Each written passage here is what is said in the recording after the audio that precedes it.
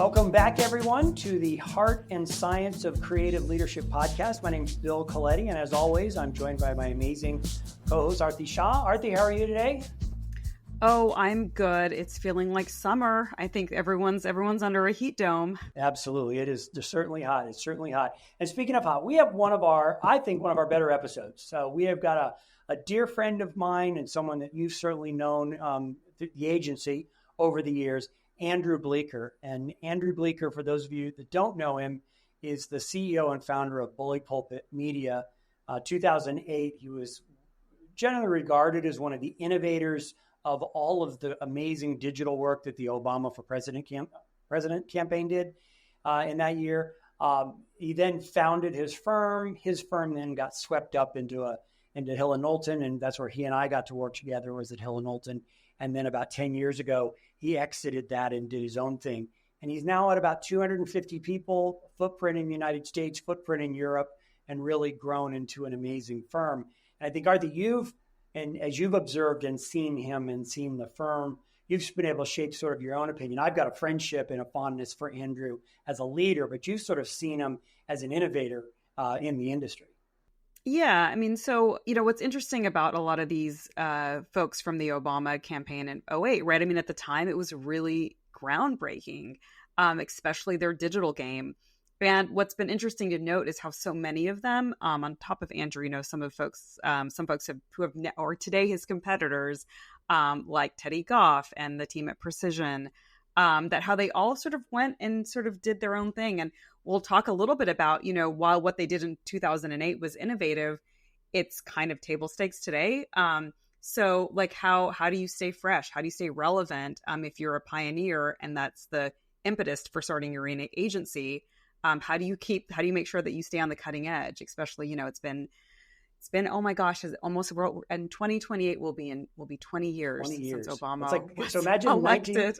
Imagine sort of Kennedy 60 and Reagan 80, just for context. I mean, it's kind of almost like those feel like black and white or analog and digital or black and white and color campaigns. And that's how we're going to be for 2008 to 2028. Yeah. Yeah. Thanks for that. So it's great. It's a great, well, I mean, I was alive for one of those and not for the other. So yeah, no, it's a great conversation. I think Andrew, brings such a great perspective that I don't think we've really had yet on the show. No, it was really good. We'll talk more about what he's going to share in just a second. Well, let's do heartbeats and science experiments.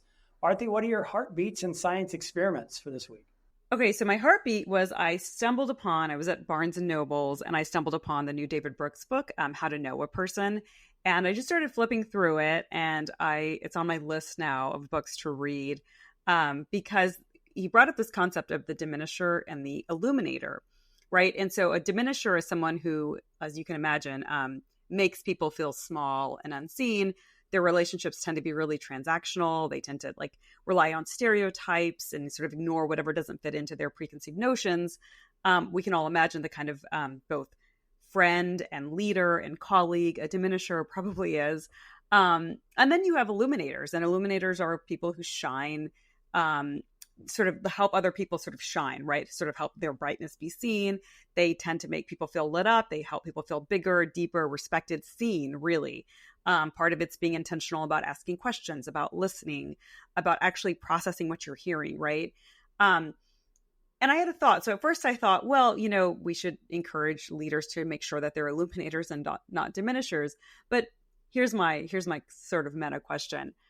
If you are naturally a diminisher, if that's just sort of how you're built and wired, and if you're only cosplaying an illuminator because it makes you a better leader, doesn't that make you a diminisher still, right? I mean, it feels like this is something that you either, it's like almost a values driven thing than it is a behavior thing, right? Yeah. So if you're taking on the attributes of a illuminator just because you're like, oh, I'll be a better leader that way, I'll have a more engaged team, that would still make you a diminisher because it's just transactional. Yeah, it is. In the book, is diminisher clearly a negative? Or are there any positive attributes of the diminisher? I have not read the whole Didn't book find yet. it. This is from me thumbing through Yeah, the book a sure. little But it bit doesn't at seem like Barnes and there's Noble. many the way you described it. It didn't seem like it. I mean, because the title of the book is right, How to Know a Person, right? And Yeah. if your intent is to know people, like truly know them, make them feel seen, then I think as a diminisher, I don't know that there is a path to do that. Interesting. Yeah, I look forward to checking it out. I mean, I loved his other book, Second Mountain. It's really shaped a lot of my thinking. But even in there, his dichotomies are so black and white that you really can't ever default back to the other, because he makes it so clear, like, well, I sure as hell don't want to be one of those. I got to be one of these. That's a great point, because we do exist on, I think everybody exists on sort of a spectrum, right? Like, I mean, I don't think exactly. And I do think that some people are wired to be diminishers. There are people that just have a really hard time, like, experiencing nuance, right? And actually, when I saw this, me and my husband were talking about everybody like so many people we know, and so many are just staunchly in the diminisher camp. On others, I think, and the ones that you tend to have deeper friendships with, or at least for me, tend to be on the illuminator side. But I don't know that the people that that I would identify as diminishers have much room for change. So hopefully, so to your point, hopefully there are, hopefully it's not just a net negative. Yeah. And maybe, and again, I've not read it. I'm going off of what you shared and the little bit I read in the New York Times. We have stoic people in our lives that are not overly generous with their emotions, and they're very level and they're even keeled. But when rubber meets the road, those are some really valuable friends. They don't sugarcoat. They really speak truth to power. I don't know in this sort of illuminator diminisher, that would a stoic, someone who just doesn't, not particularly warm or generous, but still a very good person, would they get labeled as a diminisher? Yes, possibly. That wasn't my understanding of it. It's not really how gregarious are you, how extroverted are you when you walk into a room. It's more, do you listen? Do you hear what people say? Are you able to reflect back to them, like what they're actually saying, versus filtering it through your own lens constantly and saying, well, you said this, but no, actually the truth, I think it's really more about being a deep listener and being able to reflect back to people so that they feel seen, right? It's less about how you're showing up and more about how you're able to be a mirror to other people accurately, is my understanding. That's awesome. Awesome. What else you got? So my experiment for the week is I read a Harvard business, or not Harvard, it's Harvard Medical School study from 2021 that, interestingly, our metabolism stays relatively stable from the ages 20 to 60. So apparently the big takeaway was we can't blame age on middle-age spread. The problem is we do get more sedentary as we get older, and obviously, like, places that people store fat changes and all of that. But anyway, the bottom line was that we just have to be more mindful about staying active. And I'm relatively active, so I was like, yeah, that doesn't apply to me. But I decided as an experiment to just see how many steps I was getting. And once I was intentional about getting 10,000 steps a day, I noticed like everything changed. Like I just was sleeping better, and just like my overall energy was actually up, not down. So it's my experiment for everybody. Like don't blame metabolism. Just take a moment and say, am I really as active as I used to be? I love that's that. I love that. I switched to the stand-up desk, and we've maybe chatted about that in the past. And so I love it. I love that sort of sense of dynamism and energy. So let me pivot off of that. I'll do my experiment, and then I'll go back over to my heartbeat. So my experiment is intermittent fasting, same zone. Yes. But also, so I've always kind of been an intermittent faster, where I typically don't have my first meal of the day until probably noon or 1, 11 and 1, between 11 and 1. It depends on what I've done early in the morning. And then try to finish my last meal by 7. So that makes a feeding window from roughly noon to 7. But what I've now added in now is a 24-hour fast, trying to do a 24-hour fast and just not eating what would be those 2 last meals between noon and 7, not doing that. My timing's a little off because my 24 really becomes more like 30. And so that's a challenge. But yeah, I've loved fasting. I thought fasting has been really, I love the energy that you get from fasting. So how do you find that you get hangry? Like how's your mood reflect? Supplement a lot with water, supplement a lot with, carbonated water, certainly for a feeling. You get a little bit of an energy dip, but not, I find that I'm so much more clear not weighed down by a big meal. Portion size might be another way to do this as opposed to doing what I'm doing. But it's an experiment to see what it's like. I've done 3-day fasts before that are really quite, I wouldn't say I enjoy them. That's hard to say that you enjoy them. But there is a metabolic change that you absolutely feel, and it feels pretty cool. Can I ask you one follow-up question on this? What about socializing, right? Because I think even not your fast days, on your 7 p.m. Cutoff days, like, right, you're meeting friends for dinner at 7. How do you manage that? Tough. You'd manage it. You got to manage it. You just, you try to go out with more of your elderly friends that want to eat your yes, 5 o'clock early bird special. Absolutely. And there's a couple of buddies of ours that we've actually kidded about that, and we like it. It's easier to get a reservation and maybe a little bit cheaper. But I wouldn't say I'm as hard over as some of my other friends that are like, no, we're never going to eat past 8. But I feel it and don't like it when I do it, and don't have that 3 hours of not eating, certainly before bed. Because I try to get to bed by like 9:30 or 10, which means I got to shut her down by 7. And so that's early. Wow, we're sounds like we're both sort of on these little like wellness journeys. Exactly. Yes. And so my heartbeat is the morning that we're recording this. My wife had a very minor surgery on her hand. She had an injury and got an infection that required to get just dealt with and just cleaned out. So she cleaned it out and it was good. And I was thinking about this. My heartbeat is just the attentiveness of care when a loved one is having a medical procedure. It's so beautiful and wonderful that it's all laser focused on them, because you can get out of phone calls, you can get out of appointments. It's like the get out of jail free, because it's just a moment in time for that heartbeat of that person to just be fully present. And it could be a little clean up an infection or an emergency type of thing. Yeah. But it requires, and I know you've had this certainly with your husband and your son, is that you're just present. Everything else falls by the wayside. Yes. It's really nice. Yes. It's nice that it happens.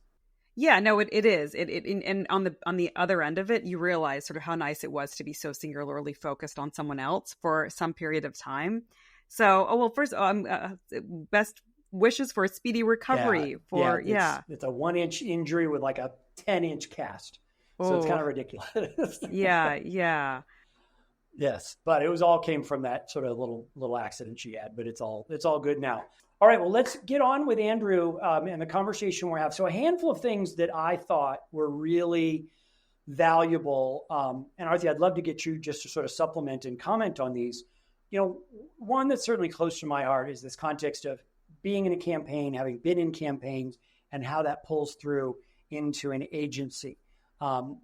Obviously, that is my clear bias, and I went to hire for that when I was hiring at H&K and hiring at Public Strategies, people with campaign experience at the exclusion of journalists and at the exclusion of people that kind of grew up in an agency. So that was one big take that I thought was really interesting. We visited about for a few minutes. Yeah, and I would say, listen out for why folks from campaigns make great hires, about Andrew's philosophy around expansion, around building versus buying. I would also listen out for what he has to say about DEI. I think that was really interesting. And folks might be surprised at what he thinks makes for a good leader. So I'm going to tease everybody with that's what they should listen for. We just hope you don't get bored by that section. So it's a great conversation with Andrew. He's a fabulous friend, a fabulous leader. He's got a terrific firm. Hope you enjoy the conversation we had with Andrew Bleeker. Andrew, welcome. We are glad you're here. When Aarti and I first thought about pulling together this podcast, we were listing who are the entrepreneurs that I want to talk to, and you were obviously on the list. So I'm really glad to have the conversation and talk with you about BPI, but also talk with you about kind of your journey as an entrepreneur. So we're really glad you're here. Thanks for having me. Good to see you both. So let's just start right at the top. How are you defining success? What does success mean for you, both professionally and personally? I don't think success is some line in the sand. It's not like we ever set out to be a certain number of people. In fact, usually most days prefer to be fewer people. How big's your head count? How many are you right now for head count? We're about 250, 250. About 200 here in the States and then 50 in Europe, which is both like too big and far too small for the kind of work we want to do at the same time. No, success for us is sort of one day at a time. It's are we winning the kind of clients we want? Are we doing the kind of work we want to do? Do we feel like we're actually delivering on the promises we make? And can we? Is that work interesting enough to attract and retain, this amazing team we've been able to put together and to keep building on it? And it's a balance every day, but that's you can't get too much further in the future than that, I don't think. And is your definition too far removed from that, or do you personally kind of hold yourself to that same account for success? Yeah, my only difference is I also have a wife and two kids, and I gotta we have to balance. I want to see them too, and so there's a little bit of doing well while doing good, right? And that we want to also work on things that matter, that we want to have an impact. It's more exciting. It attracts a higher caliber of people. And frankly, if I'm going to be away from home or I'm going to be traveling, I'd rather be able to tell them why. Yeah. So I want to, by the way, that the work-life balance question that's come up in every single conversation we've had. And, that word is almost meaningless now, right? Like, what is it? It's so subjective depending on what everyone's individual priorities are. I guess, we usually ask this at the end, but I'm just going to ask you now because you brought it up. How do you define work-life balance, both for you personally and what ideally does it look like at BPI? Because you guys are a highly influential agency with heavy hitters, big clients. How do you define that both for yourself and for the agency? It's funny. I don't think any of us think of ourselves as a highly influential agency. We still very much see ourselves as sort of a challenger and a startup, and we're That's almost always the smallest person. That's healthy. In every we're almost always the smallest group in every pitch we're in, and we're okay with that. We like that. Look, I mean, we have good snacks in our office. My kids like the snacks, so they like coming to visit. Look, there's no perfect balance, right? But I try to make it to the things that matter. I try to get them involved and excited about some of what we're doing. And my wife has her own business, so we have to take turns, and she's been extremely supportive of PPI over the years for a long time. So I'm due. Yeah, and don't worry. In our intro, we're going to cover off how impressive your background is and how impressive the background is of those who you work with, so that our listeners know. We've got Obama digital pioneers, Biden speechwriters, former Boeing spokesperson, which I'm not sure if that's a good thing or a bad thing in this current climate. But yes, it's an impressive lot. I'm going to ask one more follow up, and that's BPI is known for both having I think Provoke said it, like Washington policy smarts, Madison Avenue creative, Silicon Valley savvy. And would you say that you excel in all three of those, or is one more important than the other? And I ask this because it feels like all three of these things are really important in today's marketplace. We don't think that any of those things exist on their own. I think we try to be the best of the combination of them. Which I think is where the world sits today. So a lot of where I see the communications world, if you can spare a monologue for a second, is that the world used to be extremely siloed in stakeholder world. So marketing talked to customers about product, HR talked to talent about benefits, IR talked to the street about returns, et cetera. And it's because they care about really different things. And today, like the reason I see, for instance, Washington and Silicon Valley or Madison Avenue, or Wall Street really related is that today, when you think about like the industries of the last 5 years, the next 10, AI, geopolitics, Russia, D&I, ESG, this coming election or the coming elections, not just in the US, but we have elections in the UK and the EU in the next month as well, or 6 weeks. All of the stakeholders care about the same issues, their investor issues, their talent issues, their customer issues. And so what we find that our clients need is not someone who can do tech marketing over here or public affairs over here, but it's how do we help us wrap our head around these complicated issues in a totally integrated fashion. And that's sort of what we see as the opportunity. Is that the new version of storytelling? Because we talked about telling stories and across the enterprise. Is that a fresher take? And do you use that kind of vocabulary of storytelling? Well, not as much, but certainly, telling we talk about it in terms of telling your story before somebody else does, right? That's certainly in this world. And that was even true before AI and what's going on in search today. But that you can frame your story, or someone else is going to tell it for you, whether you want it to be or not. And so we talk about it more in narrative and in and sort of owning your reputation. But yeah, it probably is. Storytelling, I think, feels more marketing than we probably would talk about it, as maybe slightly more C-suite or corporate affairs, but same concept for sure. We've had a series of conversations where we talk about talent and kind of the genesis into the broader public relations world. How do people kind of get there? And we went on this tangent about politics, and that politics is obviously, from my bias of having done campaigns, and obviously that's where you came from. When you look at the cadre of maybe your first or second layer of talent that you're bringing into BPI, is that a common thread? People that have been in and around campaigns, in and around the Hill or various capitals around the world, is that still a major thematic for you? It's been really critical to us. We're actually trying to diversify now a little bit and get some more folks that come from really different backgrounds, particularly as we're in more countries. But yes, politics for us has been a terrific training ground. One, we think it's meritocratic, right? If you're capable, they force you into roles you are totally unqualified Too young for. And it sorts out who can sink or swim. Yeah. And so it's great training. It puts you in high pressure environments very quickly. You build relationships with the media, with whether it's on the marketing side, with vendors or technology companies or leaders, very young. And in a lot of cases, you have real substantive depth. So it's not just the campaigns, but government. So folks out of Treasury, out of the USTR, out of Senate, out of the folks doing the regulating in particular have subject matter expertise that's really, really valuable. And frankly, we have a similar sensibility. What's interesting is also that if you think about who our clients are, there are a lot of, as we talk about the different silos coming together within, say, the C-suite of an organization, who is that person that's in charge? And there are different terms for it. A lot of people would say corporate affairs is sort of becoming the new umbrella. Another way to think about it is, who's the most senior political person in the building? And that's often who our client is. Both parties, we've worked for plenty of Bush Republicans in corporate America as much as we do for Obama Democrats or whatever it might be, Clinton Democrats. But I think one of the reasons we resonate even with equally with Republicans is that we sort of move at their speed and we speak their language. We've had similar experiences.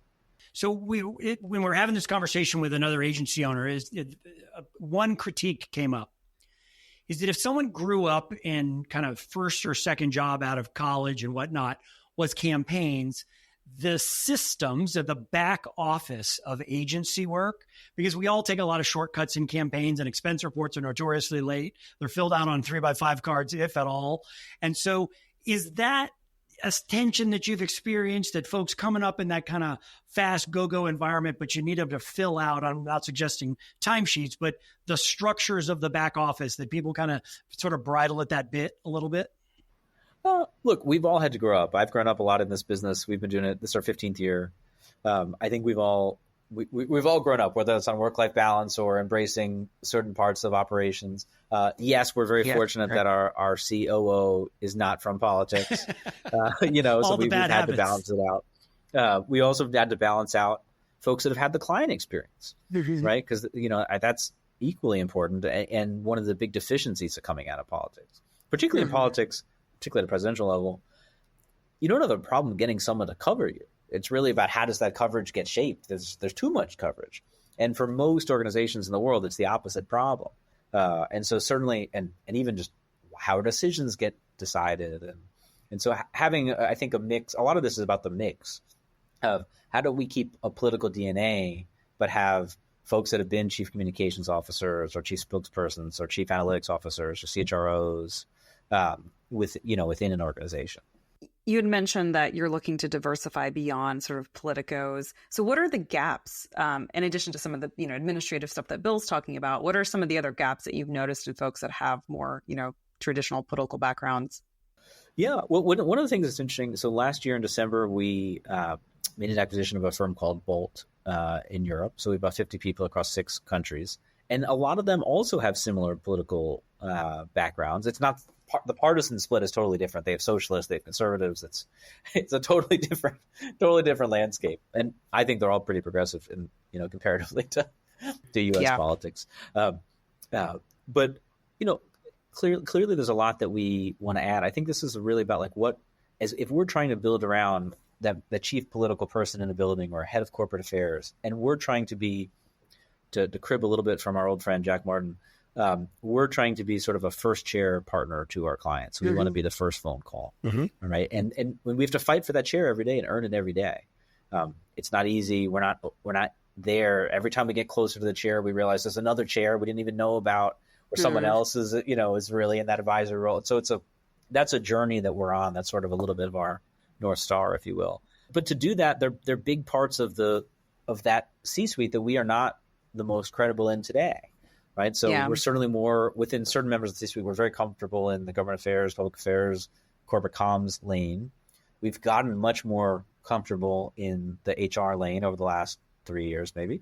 But we are not nearly as strong as we need to be in other members of the C-suite, notably the general counsel, where we're doing more and more, the CMO, as we do more in the Madison Avenue creative space. Though, again, we work for plenty of general counsels and plenty of CMOs, as well as the CFO in the financial space. So those are probably three big buckets that we're looking at over the next couple of years. Are deals and transactions a big part of what you're doing? So that would be the more CFO side.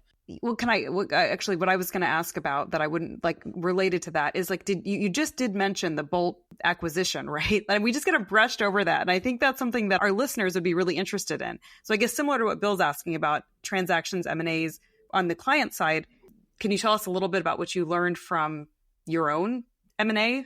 Sure. So Bill, first to your question, we're doing some deal work, particularly on like approvals, less on more like the FinCom side today. Where I'm really interested is I think shareholder activism is getting really, really exciting over the next few years. And it looks a lot like political campaigns.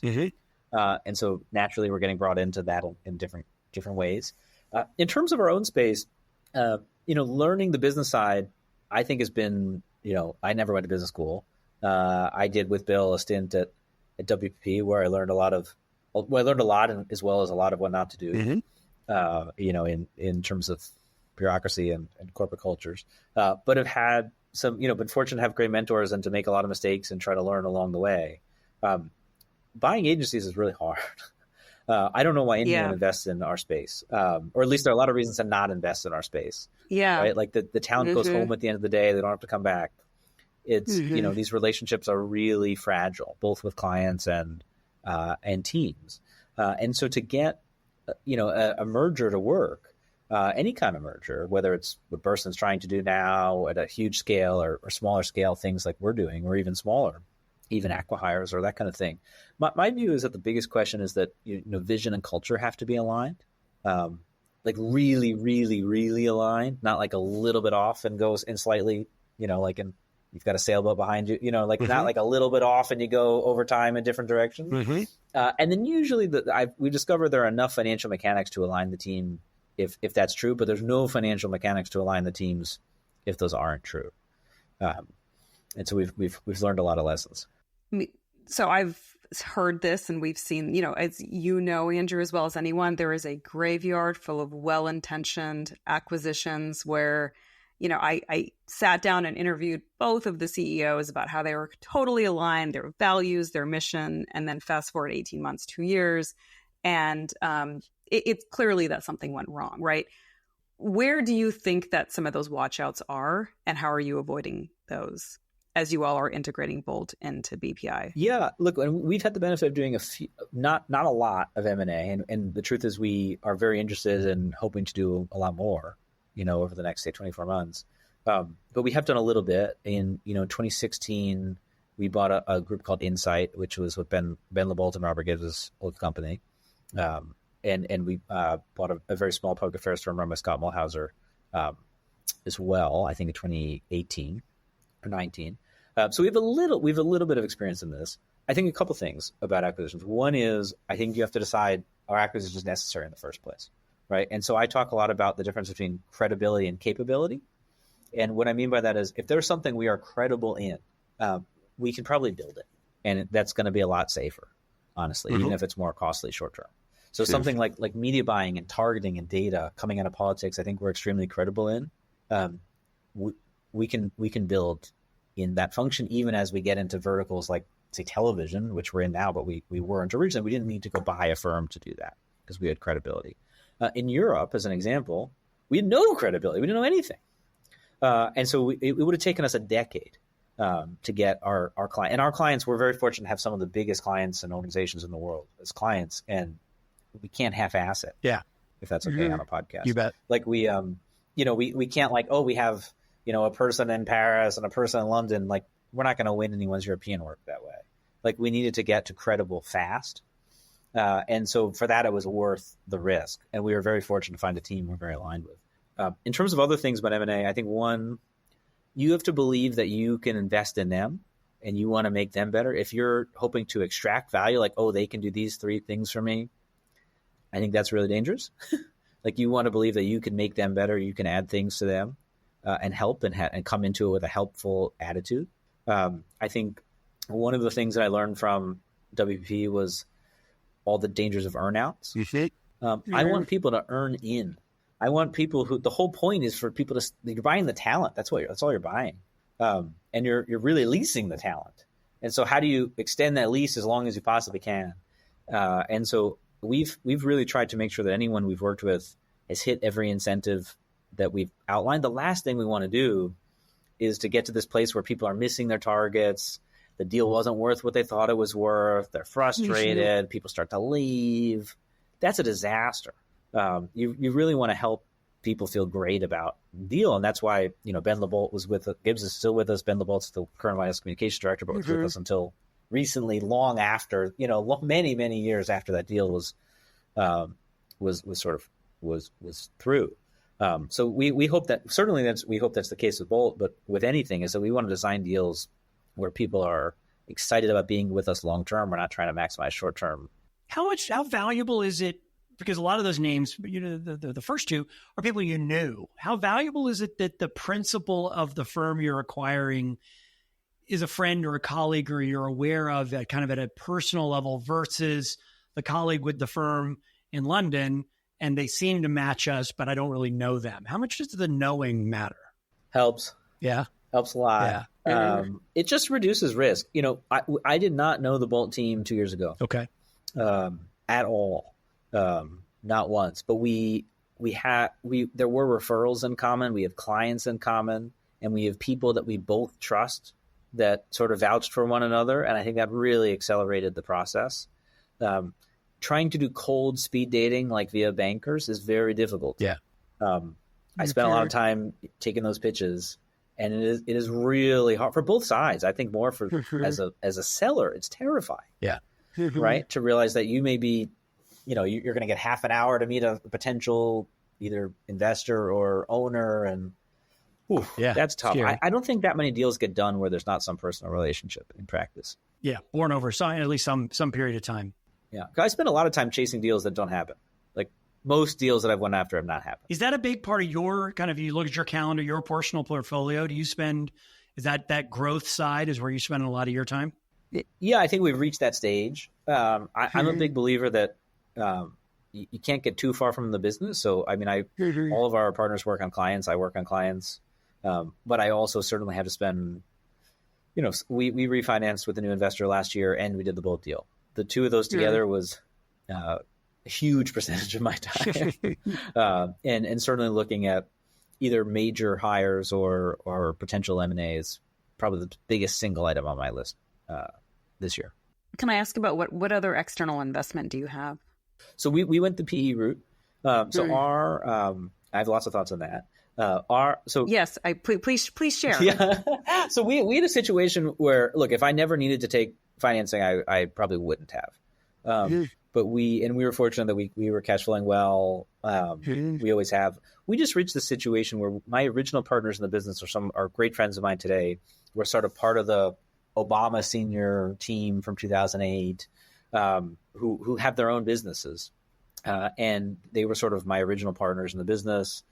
They're terrific, but I think they always assumed we would be their digital firm, and we sort of outgrew that model. And so the folks that have joined since, that are really my partners in the business that I totally rely on, we're sort of the kids at the table in that relationship. And so we needed to sort of reset the deck, bring them in, move some other folks out, but very fairly. And by the time we sort of reached that conclusion, we unfortunately were worth something, and I didn't have any money. And so we really had to look to raise outside capital.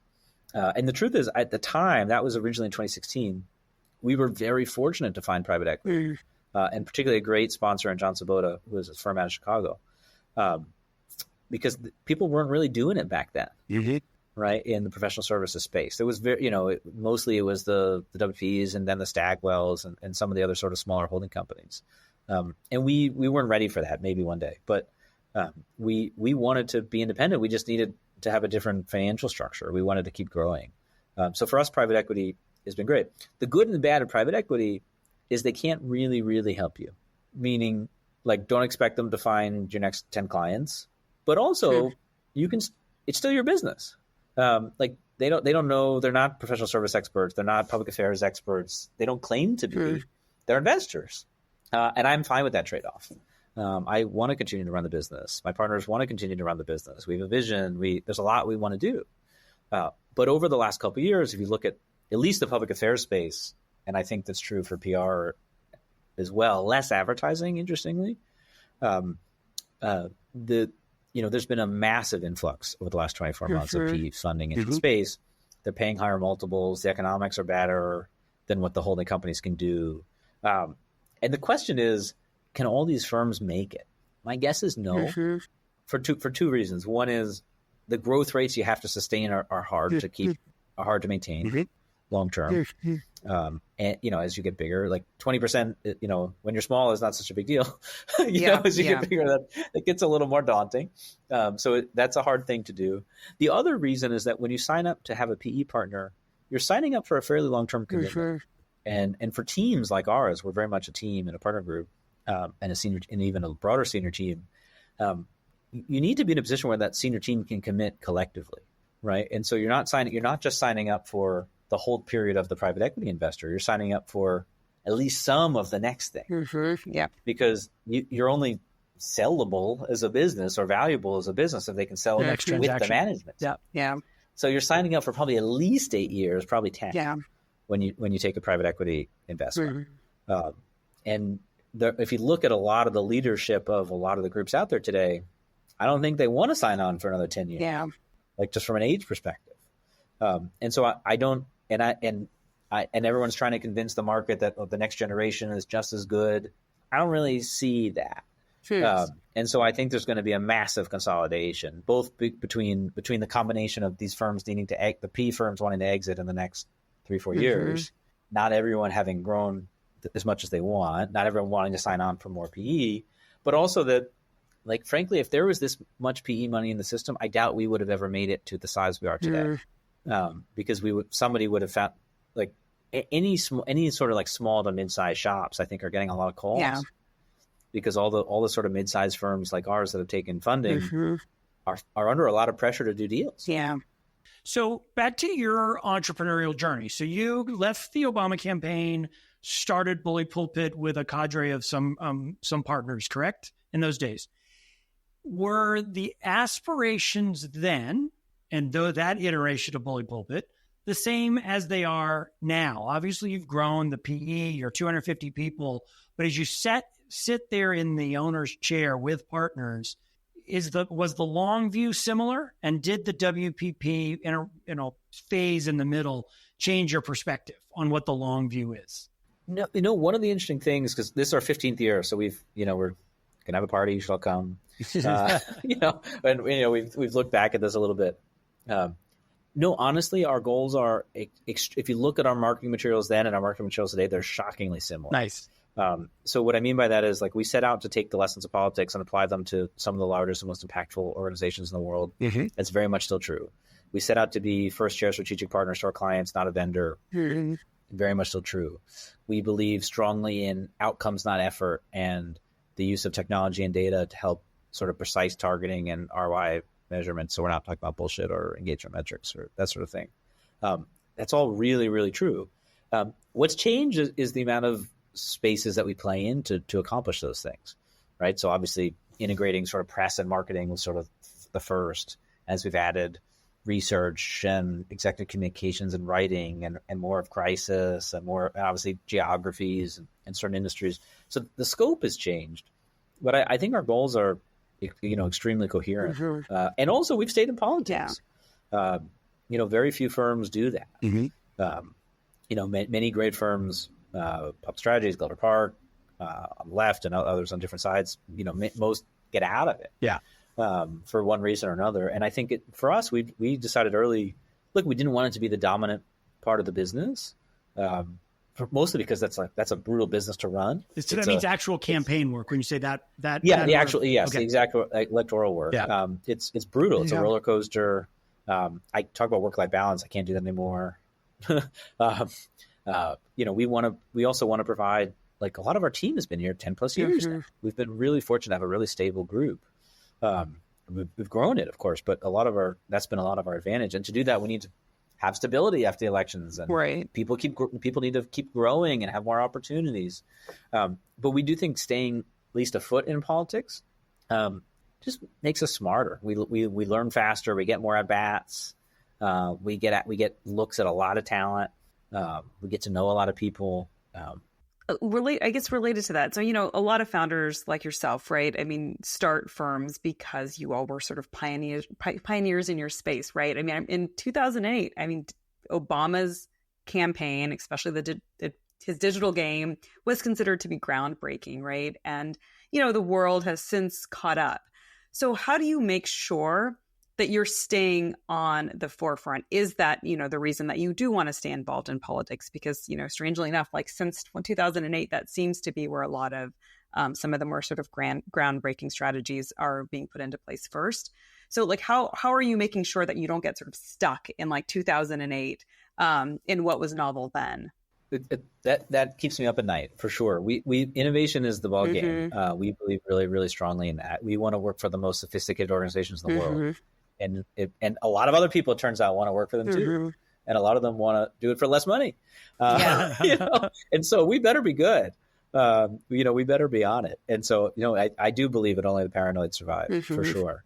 And we're sufficiently paranoid, I think, if nothing else. A couple things. One is we're very fortunate to have a great team on some of the data side of the house, led by Mike Schneider, one of my longtime partners, who leads sort of our some of our technical and product work. We've had engineers in-house for a long time. We build software, we build tech. A couple things. One is, I think when you look at most firms and then you look back 10 years later, most of them are really built in the image of the founder or founders, founding team. They have like a single dominant service or thing they're known for. Maybe they started as pollsters or maybe they started as comms people, but they've added some creative or some digital or something a little bit along the line. I think one of the biggest differences about us that's really helped is and this goes to the fact that I was like 12 years old when we started the business. We didn't, we were not household names or anything. No one's name's on the door. I think that's really, really important. I think and I have great friends who have eponymous firms, but I do think it's a different thing. Yeah. And a lot of them are in the process of taking their name off the door. We're changing it to initials or something like that are hard to find. Yeah, belatedly. Yeah. But also it's allowed us to, when we think about expanding beyond our core service, we were never trying to find sort of a subsidiary service.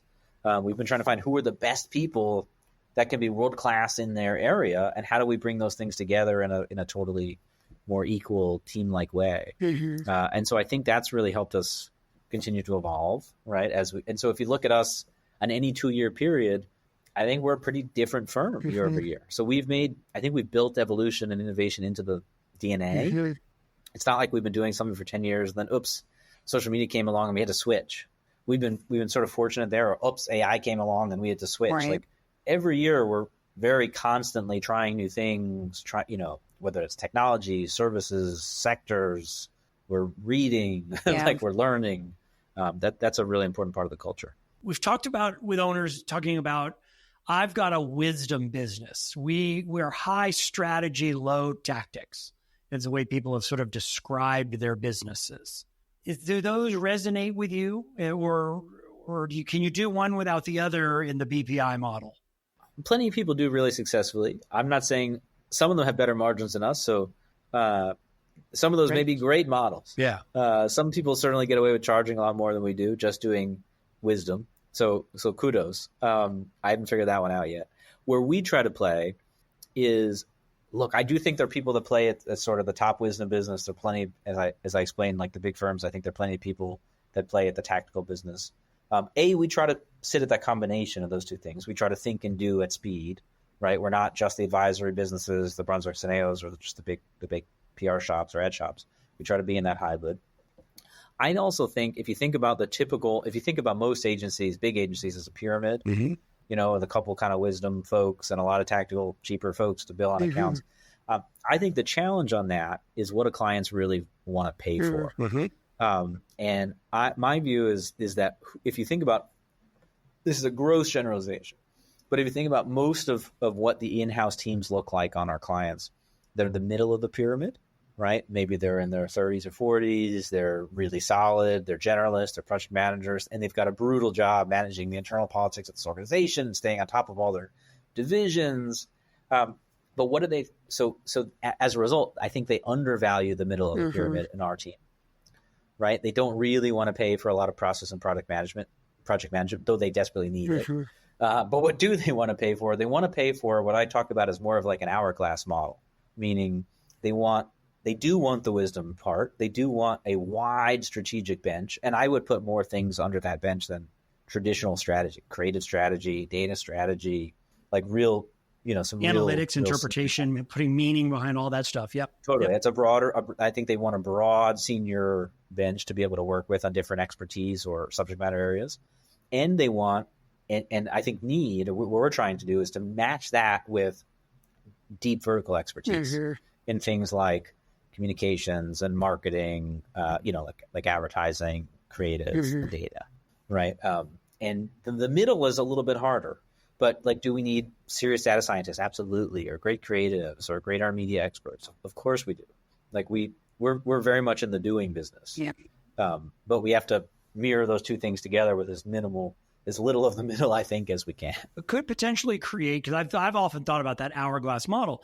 It creates a talent management problem. Because where does that 25 go when they're 40 or 30 go when they're 40 or what pick your age range? But there's a challenge there from a talent progression standpoint. Yep.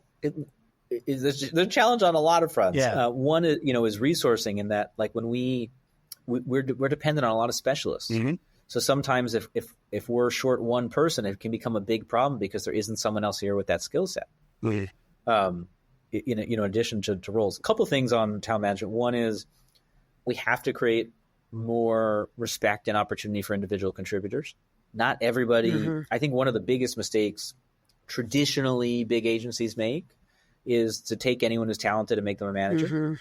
And so all of a sudden you find yourself as a general manager of New York or something or DC, and you're not working on clients anymore. Or you didn't really want this job.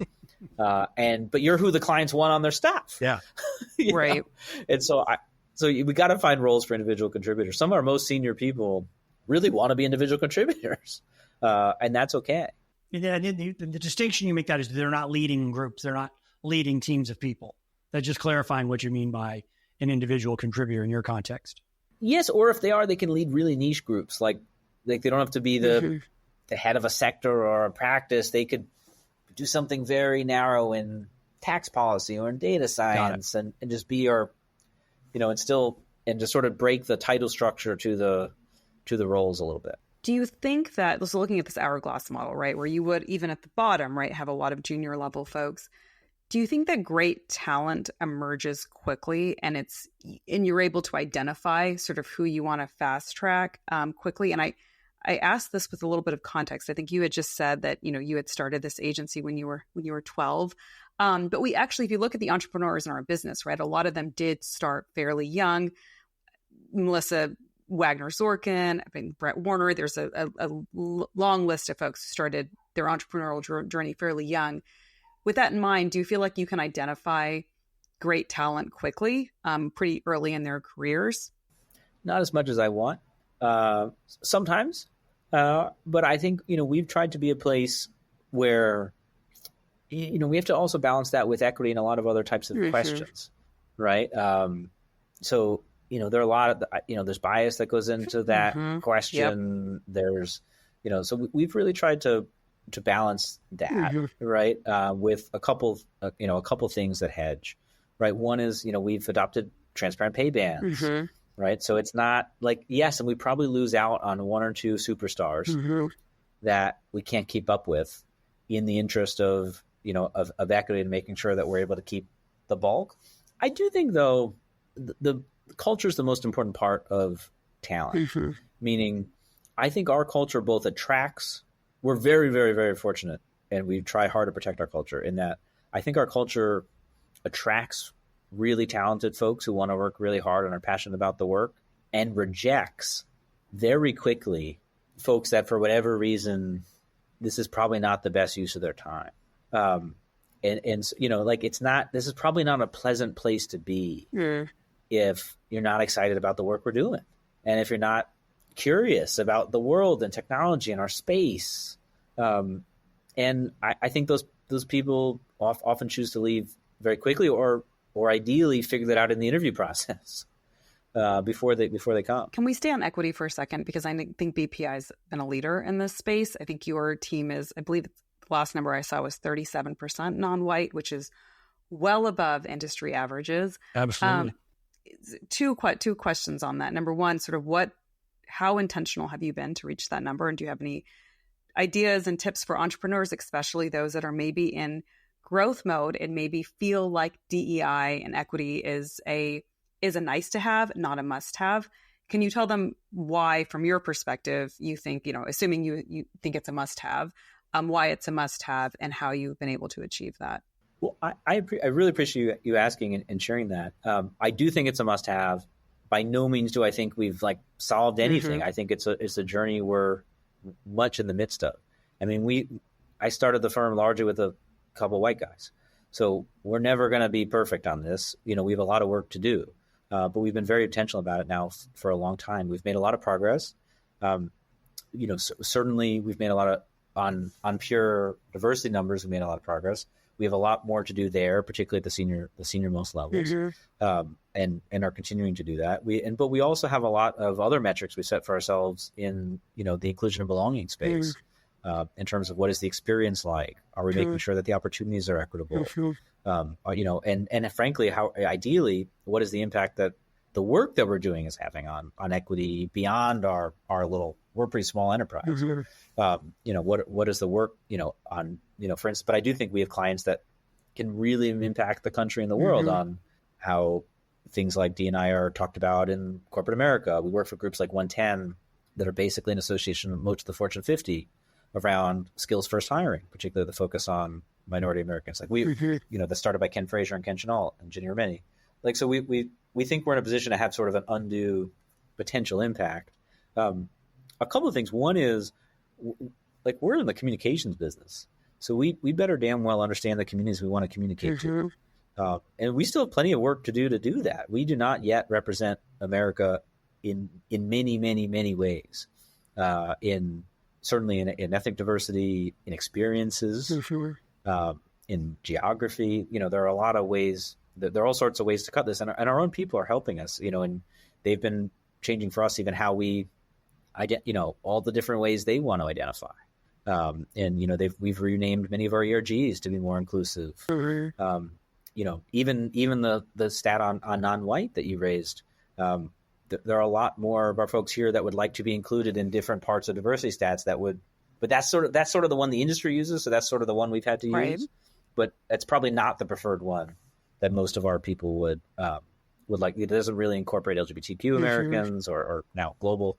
It doesn't, there's a lot that's not fully, I think included in there. And look to how we've certainly made a lot of progress particularly in the last 5 years. We had, I think it's something we work at very hard. We don't always get it right 100%. We will continue to make plenty of missteps along the way. But I do think it's something, first of all, you got to be committed to doing. There's a real economic component to that. It is, and pay bands make it harder, not easier, truthfully. I think this is a bit of a misnomer in our space, in that particularly at we've gone the pay band route for a lot of important reasons. I do think it makes diverse recruiting harder at a mid-level and higher, where often it's our non-white talent that is above the pay band, like above market, which is great. Is that because there's a premium on non-white? Yeah. Yes, 100%, which is great. But that's something we're trying to wrestle with. And how do we do that in an equitable way for everybody? And we have to model it, right? So, folks like Bradley Akiburo, who's one of our partners, or Adam Hodge, one of our managing directors, having the hardest part for us has been in leadership. And that's been probably it's easy to do the tactical things. I'm on the board of the LeGrant Foundation, which I strongly would recommend anyone to engage with or apply for their scholarships. We do a lot with certain schools like Howard here in Washington, to try to make sure we have, at the younger levels, more, both of those groups, can be great at the graduate, college graduate kind of level. The work we do helps also, right? I think the mission-driven element gives us a huge advantage because there's a lot of exciting topics that people want to engage on. I think that people want to be involved with that. They want to touch that question. So those are all really helpful, but I don't think there's like a fix to this or an easy way to do this. And the hard part is, it's not just recruiting any particular group. It's then you've got to make the experience great, and they have to want to stay and they have to want to grow with the enterprise. That's great. And, and we've had some clients steal diverse talent from us. There is a real demand, and that's a good thing. So we need to wrap up our time. And so thank you, as always. Just a great conversation. I'm glad we got a chance to reconnect. But let's, in the last question, just pivot to you and your leadership. And so is there one thing in your leadership you want to change or want to improve, but now's not the time to do it? Is there something that you want to modify, but it's not now for you? Most things. Look, I don't know if I'm the most traditional in my leadership style. I really think we try to be really honest with people. We try to level with them about where we are. We try to sort of show, not tell, in terms of doing the work, showing what good looks like. One of some of the best advice I've got on leadership is to be like so boring that you're predictable and you don't need to be in the room. And just be totally consistent to the point of like repetition to death. I think I excel at boring, which is one part. I think we've put in the work. We're at an awkward stage. We're sort of I talk about us as being a teenager. So we're 15 years old and we were sort of lanky. Like we're a little awkward. So we're not really big enough to have some of the things that, just from an infrastructure perspective, from a how am I spending my time perspective, that I would like, that I think we need. We need help on many, particularly the back office, front of things. We brought on a great COO. We've had a great CFO for a long time, but like, do they have the teams they need? We now need in-house legal. Now we're global. We need systems. I very much need to change what we're investing in sort of the operational side of the house and how I'm spending my time. Can I fully do that? Would there even be would our clients want that? Would our people even want that? No, because we're not even necessarily ready to be a bigger place. But it's going to have to be an evolution. Yeah. Great place to talk. And management by committee gets harder as you grow too. I mean, that's something we're very much wrestling with. We have a great partner group. It's an essential part of what makes us different. But already we have to divide and conquer more, right? We can't do things in 10-person groups. That's awesome. Great place to finish. Andrew, thank you. Wonderful conversation. I look forward to being able to share this, and I think we'll probably get some great feedback and may want to sort of revisit with you again as you cross after your 15th, maybe after your 16th birthday. We'll get a chance to take. I hope to still be here for a long time. Yeah. We don't have any other plans. That's awesome. So appreciate you having me. That's awesome.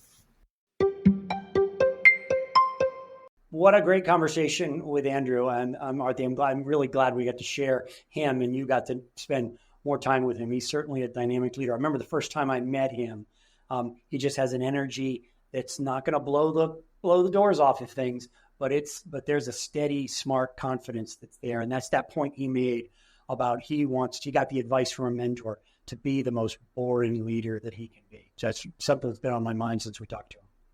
You know, I think that's really true. There was a panel discussion that I was a part of once, or I wasn't on stage. I think I was just in the audience, but that was a takeaway that if you want to be a good leader, be reliable, be the person that they know will show up, that will be available, when the crisis matters. That matters so much more than being like the kind of bravado, the guy with all the bravado and like showing up and doing the big flashy things. No, that consistency is so important. And I think that tied into another point he made was like, no one's name is on the door at BPI, right? And I think that is something that we're seeing more consistently with agencies as they're this new generation of agencies, right? And it is just another tell that, right? Leadership isn't about ego. It's not about having your name on the door. It's much more than that. I'm going to ask one more thing to add one more thing to that. And just talking about, as you're bringing on new leaders, whether it's through, M&A or whatever, one of the things I love that he said was the danger of an earnout, and how when he brings on new leaders and new people at the senior levels of the firm, he wants them to earn in. Right. And design deals built for the long term versus the short term. Yeah, no, I thought that was great. And that you listed off so many of the benefits that are fabulous of being a boring leader. The other one, I've got a coaching client where that has been a topic of our conversation, is that he wants to separate from the business a little bit, not be in the business as much and work on the business. And I said, be a boring leader so your team knows exactly the way you would answer different situations, repetitive. It's almost like a system.